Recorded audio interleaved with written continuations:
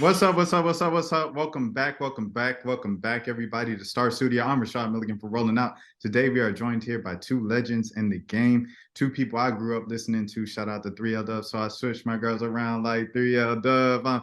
Oh, wow. Everybody knows Kirk, Uncle Kirk, everything like that. Naturi, Naughton, and Kirk Franklin. How are y'all doing today? Yeah, unmute yourself, Kirk. We are doing great. Yes, sir. Yes, sir, man. And I think the fit's kind of dope what you got on King. I love the Men in Black type of I situation. know. Yeah, Man, it's you kind know, of I dope. had to do. Hey, it's Christmas. Like, well, you know what can we do? Christmas. And speaking of Christmas, Kirk, this year's second consecutive Lifetime Christmas movie this year. Just what's kind of going on with that? Your producing bag, your movie bag, and everything like that. Yeah, I mean, man, just truly grateful to just have opportunities to continue to maybe try to tell stories that people don't experience from this genre of music and from this space. And I think it's a beautiful thing, is because I think when you look at our culture, you look at American and or just even music that's Americana, you can't deny the influence of gospel music and spiritual soul music and just this influence on pop culture just across the board, and then to include that with narratives that are storytelling and have incredible actors and actresses like Naturi. You just have this moment that there's this beautiful collision of these experiences that are great for the holidays, because it's a time when people need hope and want hope, and during this climate, a lot of people are very hopeless because with the economy and just a lot of disparity that is happening, and just the polarization of our country. It's just beautiful to have these timeouts that we can feel good and be reminded of a bigger love that supersedes all that we can experience as human beings. Right, Naturi, and just kind of playing off of that, what Kirk was just speaking about, that hope through times of hopelessness. With the storm going on outside the church, you guys had to pull over into church and everything like that. Yes. Just how was reading the script, acting through it? Did they give you any more hope in your personal life? Did that how did that serve your personal life? I think it served my personal life because this story is very real, very relatable. I'm a mother of a young, 5-year-old. Obviously, in the movie, I have a very mouthy teenager, which I'm not looking forward to my daughter getting to that stage. But it definitely showed how, families go through brokenness. We go through, troubled times. My character is also a widow, losing someone, having to deal with loss around the holidays is another thing that I think, is a real thing. Some people are reminded of losing a parent or a loved one during the holidays, and it can bring sadness and despair. But this movie reminds you that life goes on, love can happen again, which my character Journey finds with Adam, played by Luke James, which I had the pleasure of working with. So it was really special to see some of the lessons that you think you already know, but this ain't just your typical holiday movie. This is like giving all the hope, joy, love, music.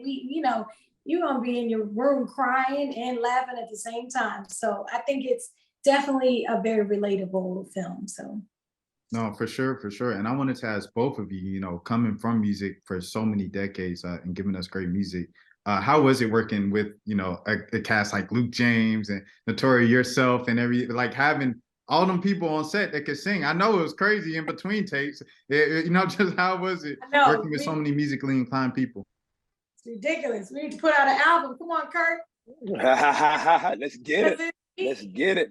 the music is so good that the team that did. I mean, it was just such good music and so powerful. And then you have singers like Luke James and a newbie, Larea Turner, who plays my daughter in the film. She's so talented, so sweet. Myself, a lot of people forgot that I sing.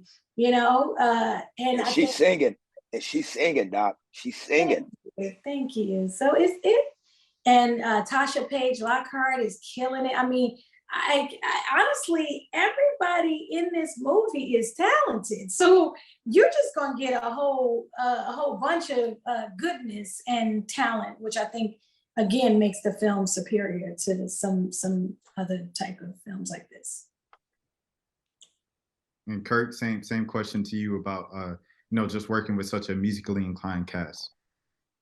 Yeah, well, man, I was very intentional about even the people that are in the movie. We were really trying to drop names to the network about who we would really love to see in it. So, it's no surprise for me, and to be able to have a movie like this that is driven on a lot of music, there's going to be those moments of spontaneity that are undeniable. And so you hope for that. It's because if you don't have that and you have the space where all these actors actresses can sing, then that means something's wrong with the music. And so, if the music doesn't create and sing this space where they want to keep doing that, even when the cameras are cut off, then you are not really speaking to the core of who they are as creatives.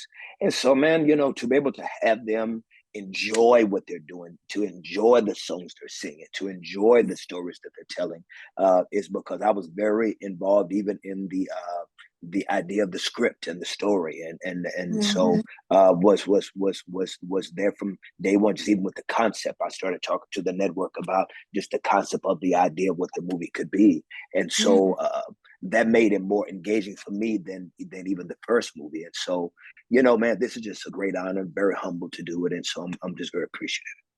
How have Yeah. both of you all been this year?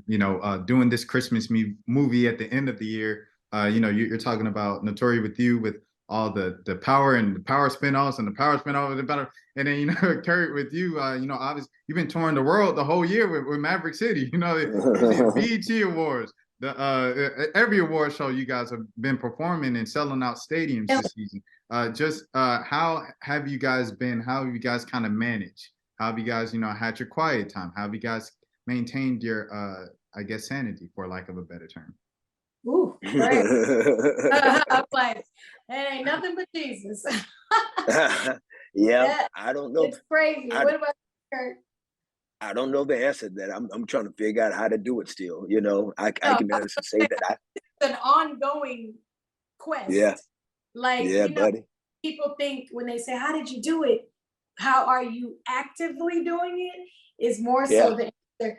Because I find that, especially when you have small children and being actors, I just got married, I'm another, it's like balance. But I think at some point you do have to prioritize. For me, I know that family comes first. And obviously I work, I'm a power too. I finished shooting that, came and did this movie, Kirk Franklin, and I'm actually currently shooting, this is my one day off. I'm shooting an action film for BT right now. And so it feels like life can get the best of you, but if you remember who you are and whose you are, I think, with prayer, with good family, having a good village surrounding you, and making sure you make time for yourself. At the end of the day, you can't put on a life mask for anybody if you're not able to breathe. So make time for yourself and remember to kind of center yourself so you can be there for others.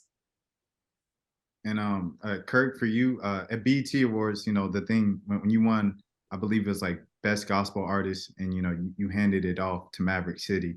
I just want to kind of go back, visit that moment this past summer.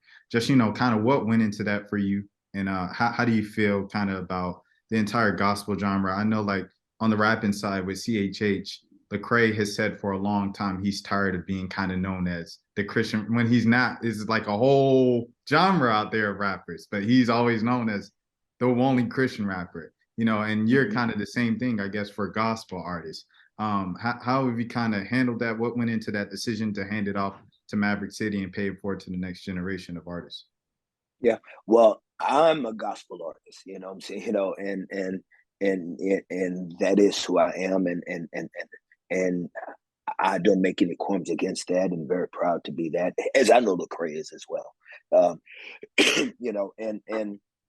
And to be blessed to have an opportunity to have a career that God's been kind of to loan me longer than I would have ever assumed that he would have ever done. It is just very important to shine the light on others whenever you get that opportunity. It's because uh, the culture needs to be able to see the gravity of the talent, and they'll be able, and because there's so few platforms to be able to showcase all of the young talent in the world, sometimes it's going to be up to the person with the microphone to Mm. be that to be that platform to say, hey, look who's coming, look who's dope over here. So, I may have to be their MTV. You know what I'm saying? I may have to be their 106 in Park. You know what I mean? I may have to be the next generation's, what was the joint back in the day? The TRL box, or TRL, TRL, and the box. You know what I'm saying? I may have to be the one to be like, we hey, old, we I'm, old. We remember these things, yes, sir. Yes, I, sir. I TRL remember was all like, these shows. Y'all not that old. I yeah, remember all these shows. yeah. right? Yeah. So, and without a lot of platforms for the genre, a lot of times the people that may get the attention, it's their job to say, yo, look who else is on this stage. Look who else, Mm. to do with look who else is in the chamber, right? Like look who else is on deck. And so that's my job. And I think Maverick City, Jonathan McReynolds, I think man, there's just so many. Tasha Corinne, Cobbs Leonard, Travis. Corinne, Travis, Kalante, Doe, there's just a gang of them, and we got to be able to shed the light, and that's my job, to shed the light. Mm. Naturi, for you, how much fulfilling is it to kind of do a movie like this, a production like this, something that is kind of spiritual based as opposed to, nothing's wrong with the other stuff, but like I can, assume No, that no. gets, that the you can get wrapped up in it. How is it to do something that's spiritual based? Super fulfilling, spiritual based films, music is really, my heart is truly in it. Honestly, I started singing in church. I told Kirk he was on me. New Hope Baptist Church. I'm gonna shout him out again. New Hope. Love That's my what's church. up. That's And what's up. Houston is from where I'm from in New Jersey. She also went to New Hope Baptist Church. So I really have been blessed. So I think doing films, I actually did a faith-based film some years back at the beginning of my career that Regina King's directorial debut, Let the Church Say Amen. So this, Yeah, I remember that. yeah, Yeah. that was about 10 years ago, maybe 11. Yeah. And this is an opportunity as a woman. I was playing a young kind of teenage mom, and now I'm playing a mom to a teenager. So it's crazy. But to do movies and things where I get to, sing where my heart is, honestly feels like coming home. This movie felt like coming back home. Obviously, I can do drama. Obviously, Tasha's a bad mama jamma, and I can be all Mhm. of those things too. Now, don't think I'm still cutthroat. I will catch you. But do know that films like Kirk Franklin's The Night Before Christmas warmed my spirit. It reminded me what the holidays and what love and family is all about. Even having a daughter in the film, just being able to see that struggle in the relationship between, my teenage daughter and I, and then falling in love again, with Luke James' character. I think that this movie was like coming home. So spiritual based films, gospel, whatever you want to call it, is really just a great movie. I don't even look at it as in a box. I look at it as this was an amazing script. I judged it off of the script.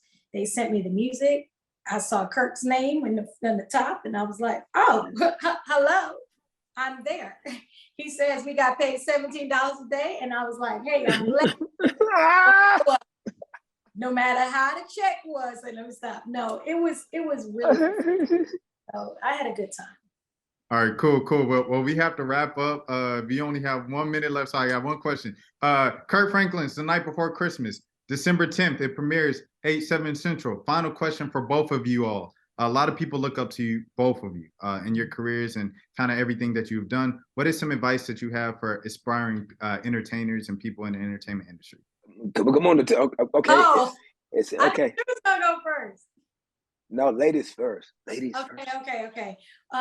Well, first off, I wanted to make sure we said the network that it airs on. Kirk Franklin's The Night Before Christmas on Lifetime airs 12/10, December 10th at 8 p.m., 7 p.m. Central. So in case anybody's looking, wait, where, what network? Go to Lifetime and watch it. So I just wanted to make sure I got that in. And then I think my advice, because I've been in the music business, I've been a teenage pop star, I've been on Broadway, I've been in film and TV, I've been a lot of places. My advice is really to maintain your dignity. No matter what kind of job, even no matter what the level of money, if you can't have integrity when you walk off that set or that stage or that whatever it is, that pulpit, whatever that platform is, please maintain your dignity, because that will get you sleep at night, your integrity. If you really feel good about what you do and you maintain that, the rest is golden. That's my advice. Yeah, no, that's beautiful. I would say that it's just very important to remember that your gift uh, is something that God has loaned you, and you show your and you're not the owner of it, you're the manager of it. And so that means that you don't have to try to figure out and kill yourself trying to figure out what to do with it. All you got to do is stay close to the owner, and the owner will give you the direction that he needs for you to manage it. And that way you don't have to be stressing and trying to, it's like there's no mom or dad that will give their kids a bicycle for Christmas, and the kid comes down the steps for Christmas and there's a box still of a bicycle not put together. And so the box is open. And so now there's just a whole bunch of pieces sitting around. No, that mom and dad are going to stay up all night to put that bicycle together because they want to see that baby come in screaming, jumping. It's all about the reaction for them, riding around all over the furniture. God is not going to give you a gift and just leave it up to you to put the pieces together. That's not what he's going to do. It's already there. He just wants you to stay close to him so you can know how to ride. Well, I appreciate the words so much right there. Someone hit the organ. Come on, Rashawn Miller. Hey, director's chair, Star Studio. Kirk Franklin's The Night Before Christmas. You guys already heard it on Lifetime. 8/7 Central, December 10th. Thank you guys so much. Appreciate your time. Until next time, y'all take care of yourselves. Stay safe.